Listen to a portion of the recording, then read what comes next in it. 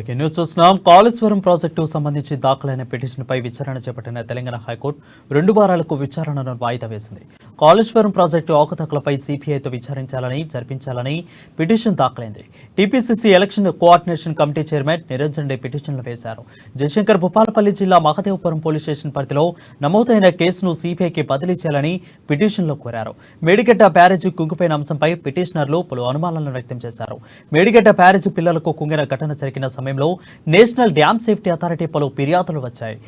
వచ్చిన ఫిర్యాదులను అనుసరించి రాష్ట్ర సిఎస్ కు లేఖను రాసిన నేషనల్ డ్యామ్ సేఫ్టీ అథారిటీ అదేవిధంగా సిఎస్ నుండి సమాచారం తీసుకుని 2 వారాల్లోపు పూర్తి వివరాలను సమర్పించాలని హైకోర్టు ఆదేశించింది. తదుపరి విచారణ 2 వారాలకు వాయిదా వేసిన హైకోర్టు వెల్లడించింది.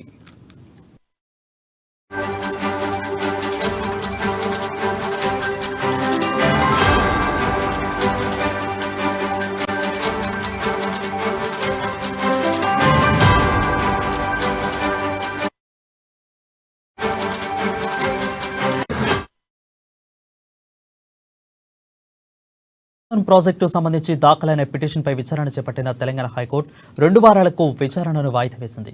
కాళేశ్వరం ప్రాజెక్టు అవకతవకలపై సిపిఐతో విచారణ జరిపించాలని పిటిషన్ దాఖలైంది. దీనిపై మరింత సమాచారం మా Hyderabad bureau Pranay light for అందిస్తారు. ప్రణయ్, చెప్పండి. రాష్ట్రంలో పెద్ద ప్రాజెక్ట్ అయినటువంటి కాళేశ్వరం ప్రాజెక్టుకి సంబంధించి అవకతవకలు ఉన్నాయంటూ కూడా హైకోర్టులో పిటిషన్ దాఖలైంది. సో ఈ నేపథ్యంలో హైకోర్టులో దాఖలైన పిటిషన్ మేరకు దానికి సంబంధించి తెలంగాణ హైకోర్టు విచారణ చేపట్టిన సిచ్యువేషన్స్ కూడా ఉన్నాయి. అయితే దీంట్లో ప్రధానంగా మనం చూసుకుంటే ఏదైతే ప్రస్తుతం ఉన్నటువంటి రాజకీయ పరిణామాల నేపథ్యంలో చూసుకున్నప్పటికీ పెద్ద ఎత్తున కూడా ఇటు కాళేశ్వరం ప్రాజెక్టులో పెద్ద ఎత్తున కూడా అవకతవకలు ఉన్నాయి. దాంట్లో ప్రధానంగా మనం మాట్లాడుకుంటే ఒకటి మేడిగడ్డ బ్యారేజ్ కావచ్చు, 2 అన్నారం కుంగివేత కావచ్చు, ఇవన్నిటికీ అన్నారము బుంగబడడం కావచ్చు, వీటన్నిటి వెనుక కూడా ఏదైతే బీఆర్ఎస్ పార్టీ చేసినటువంటి వైఖరి వల్లనే, ఈ అవినీతి వల్లనే పెద్ద ఎత్తున కూడా ఇది అంతా కుంగింది అన్నటువంటి దాని నేపథ్యంలోనే ఈ ఒక పిటిషన్ అయితే దాఖలు చేసిన పరిస్థితులు అయితే కనబడతా ఉన్నాయి. సిబిఐ విచారణ చేపట్టాలంటూ కూడా పిటిషన్ దాఖలు చేయడం జరిగింది. టీపీసీసీ ఎలక్షన్ కోఆర్డినేటర్గా కమిషన్ చైర్మన్గా ఉన్నటువంటి నిరంజన్ రెడ్డి ఈ పిటిషన్ అయితే వేయడం జరిగింది. జయశంకర్ భూపాలపల్లి జిల్లా మహాదేవ్పూర్ పోలీస్ స్టేషన్ పరిధిలో జరిగిన నమోదైనటువంటి కేసుకి సంబంధించి వెంటనే సిబిఐ విచారణ చేపట్టాలి. మేడిగడ్డ బ్యారేజ్ కుంగివేతకు సంబంధించిన అంశాలపై పలు అవకతవకలు ఉన్నాయి. దానికి సంబంధించిన వివరాలు పూర్తి స్థాయిలో కూడా వివరాలు వెల్లడించాలి. దాంట్లో జరిగినటువంటి అవినీతి కావచ్చు, దాంతోపాటుగా ఇప్పటివరకు దానికి సంబంధించినటువంటి వివరాలను ఎందుకు కేటాయించట్లేదంటూ కూడా తెలంగాణ హైకోర్టులో పిటిషన్ దాఖలు చేయడం జరిగింది. అయితే దాఖలు చేసినటువంటి పిటిషన్కి సంబంధించి హైకోర్టు కూడా దీనిపైన విచారణ చేపట్టాలి. 2 వారాల్లో దీనికి సంబంధించినటువంటి పూర్తి వివరాలను కూడా వెల్లడించాలి. కోర్టు కంటూ కూడా 2 వారాల వ్యవధిని టైం అయితే ఇవ్వడం జరిగింది. సిఐ శాంతకుమార్ పూర్తి స్థాయిలో కూడా దీనికి సంబంధించినటువంటి నివేదికను పూర్తి స్థాయిలో కూడా హైకోర్టుకు విచారణకు అందజేయాలంటూ కూడా వెల్లడించిన సిచ్యువేషన్స్ కనబడతా ఉన్నాయి.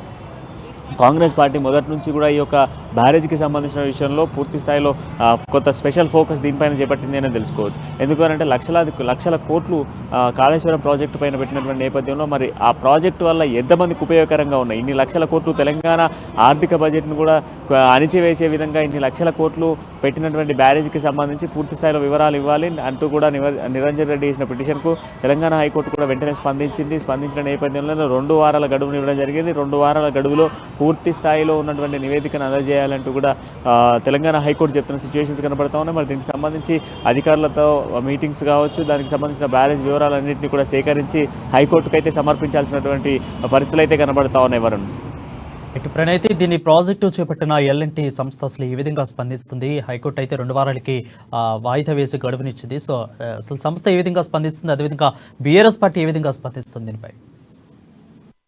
ఇప్పుడు బీఆర్ఎస్ పార్టీకి సంబంధించి మాట్లాడుకోవాలంటే ఇప్పటివరకు ఆ ప్రాజెక్టుకి సంబంధించి గతంలోనే మేము పూర్తి వివరణ ఇచ్చామంటూ కూడా బీఆర్ఎస్ పార్టీ నాయకులు చెప్పుకున్నారు. బట్ ఇప్పుడు మరి హైకోర్టు ఇచ్చినటువంటి ఉత్తర్వుల మేరకు బీఆర్ఎస్ పార్టీలో ఉన్నటువంటి నాయకులు మరి ఎటువంటి సమాధానం చెప్పబోతా ఉన్నారు, ఎలాంటి అంశాలు తెరపైకి తీసుకురాబోతా ఉన్నారు అనేది ఇంకా కొద్దిసేపట్లో తెలుస్తుంది. ఎందుకంటే ఇప్పటివరకు అధికారికంగా మాత్రం ఏ ఒక్క బీఆర్ఎస్ నాయకుడు మాత్రం దీనికి సంబంధించినటువంటి వివరాలు ఈ రోజు మాత్రం వెల్లడించిన సిచ్యువేషన్స్ అయితే కనిపించట్లేదు. అండ్ అదేవిధంగా మనం చూసుకుంటే ఎల్ఎన్టీ సంస్థకు సంబంధించినటువంటి నివేదిక ఆల్రెడీ ఆల్రెడీ గతంలోనే పూర్తి స్థాయిలో రెడీ చేయడం జరిగింది. ఇప్పుడు కోర్టు అడిగిన వివరాలను కూడా పూర్తి స్థాయిలో ఎల్ఎన్టీ రెడీ చేసి కోర్టుకు సమర్పిస్తుంది. ఎందుకంటే ఎల్ఎన్టీ వల్ల జరిగింది అన్నటువంటి ఆలోచనలో ఉన్నదా లేదా అన్నటువంటి విషయం పక్కన పెడితే కేసీఆర్ అనేటువంటి వ్యక్తి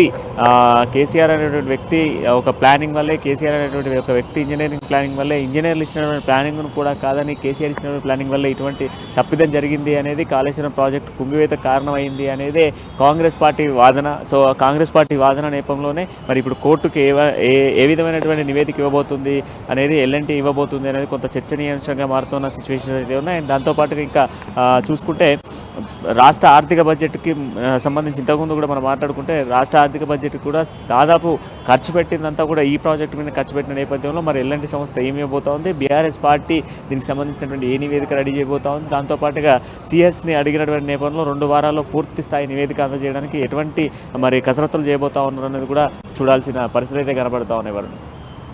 thank you Pranay for the updates.